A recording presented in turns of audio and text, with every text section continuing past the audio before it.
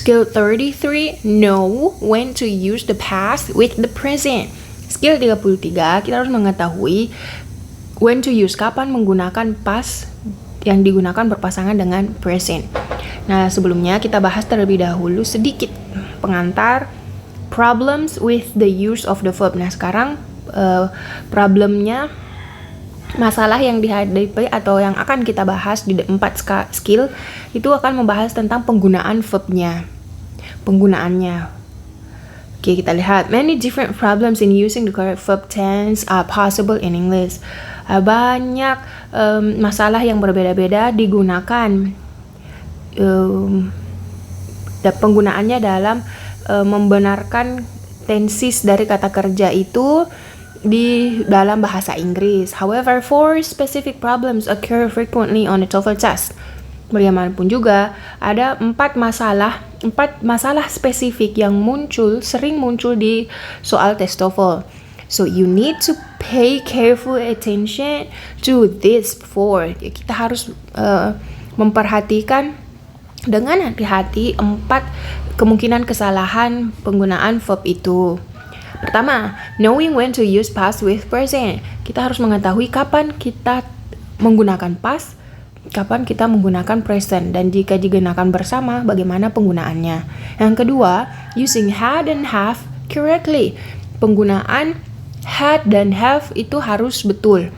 Terus ketiga, using the correct tense with time expressions. Nomor 3, kita menggunakan tenses yang benar, tapi time expressionnya juga harus benar. Keempat, using the correct tense with will and would.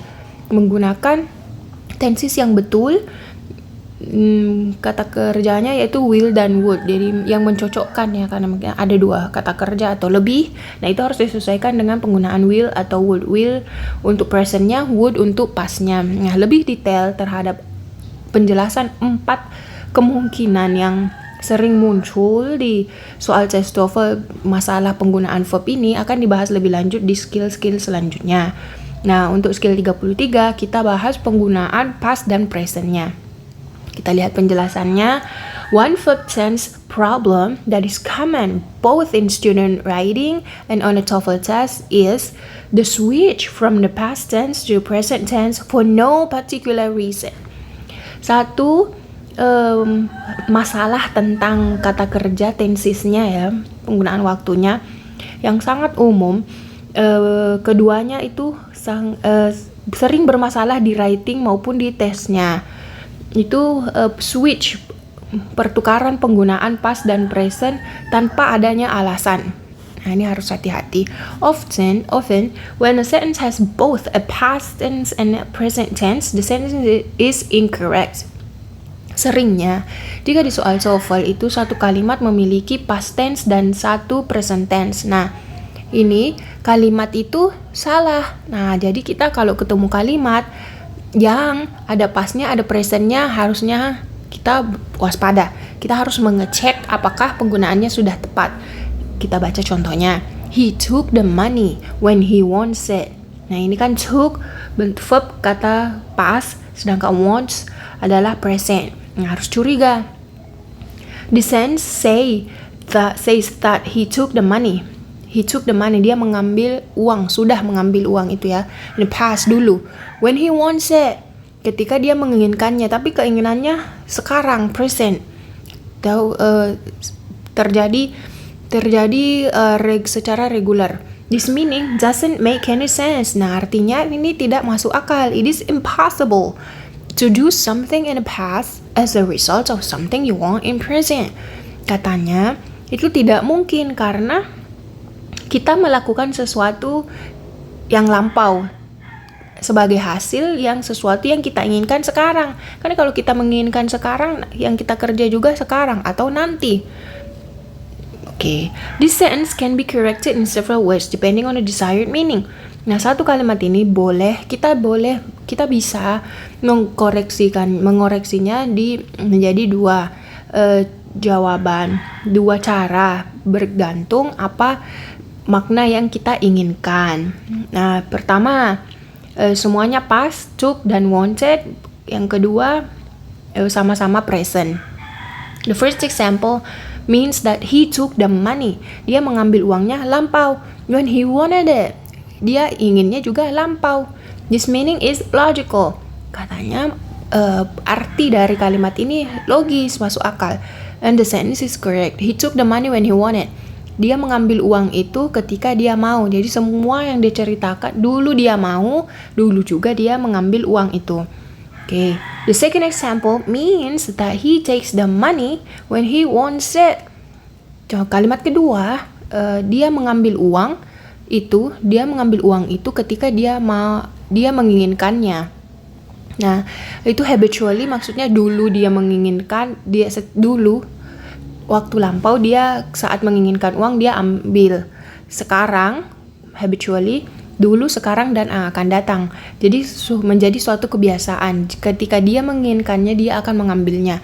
Nah, di masa depan juga itu karena habitually di masa depan dia saat dia menginginkan uang maka dia akan ambil juga. Bedanya habitually berarti dia dulu, sekarang, dan masa depan polanya sama.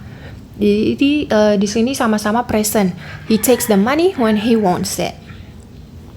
It is necessary to point out, however, that it is possible for a logical sense in English to have both the past and the present tense.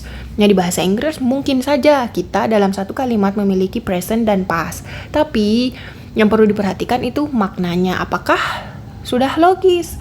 The meaning of this sentence is logical. Contoh kalimat yang menggunakan dua tenses dalam satu kalimat dan itu sudah betul penggunaannya, sudah logis ya. I know that he took the money yesterday. I know, saya tahu sekarang. In the present, that he took the money yesterday. Saya tahu kalau dia kemarin ambil uang. That he took the money. You can see from this example that it is possible for an English sentence to have both the past and the present tense. Jadi memungkinkan ya untuk satu kalimat itu memiliki dua tenses sekaligus. The error you need to avoid is the switch from the past to the present for no particular reason. Kesalahan yang kita harus hindari adalah switch, pertukaran dari past menjadi present. Dari past menjadi present tanpa adanya alasan yang sesuai, alasan khusus. Therefore, when you see a sentence on the TOEFL test with both past and the present tense, makanya ketika kita melihat satu kalimat itu mengandung dua tenses, satunya past dan satunya present, you must check the meaning of the sentence carefully to see if it is logical in English. Jadi kita memang harus mengecek kalimat tersebut apakah sudah logis dalam bahasa Inggris atau tidak. Berikut kesimpulannya, using the past with the present, menggunakan past dengan present. Pertama, if you see a sentence with one verb in past and one verb in present, the sentence is probably incorrect. Kalau kita melihat satu kalimat itu ada satu pastnya, satu kata kerjanya present, nah mungkin saja itu incorrect.